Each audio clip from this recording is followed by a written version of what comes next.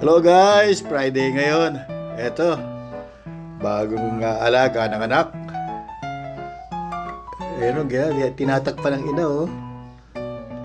Ilan yan? Dalawa? Tatlo. Tatlo. Parang hindi na gumagalaw yun din. Nagalaw ko yan. Nagalaw na lang. Papahinga lang yan siya, kakadede lang. Ayun o, katuwa dito. Oh, yung aming isang alaga. Ayan o. Si Nala, ayan, nakabantay. Tinitignan niya o.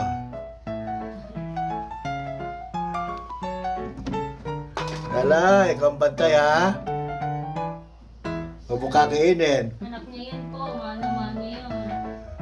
Lagi niya ito inahalikan niya. Ha? Si Nala? Ay, opo. Ito siya. Hindi niya inaaway yun po. Ayan. Kala niya siguro anak niya. Tago siya. Ang cute na mga baby niya. Uy, liit-liit. Kasi yung isa. Ayun po, ito nakahiwalay. Ito po yung dalawa magkasama. Ay, gumagalaw. Ay, gumagalaw. Ito mas maligsi ito isa eh. Ayun, papadedehin niya po yun. Natakpan. Ayan po, ayan. Ay, gumagalaw na oh. Oh, si Nala nakatingin lang oh.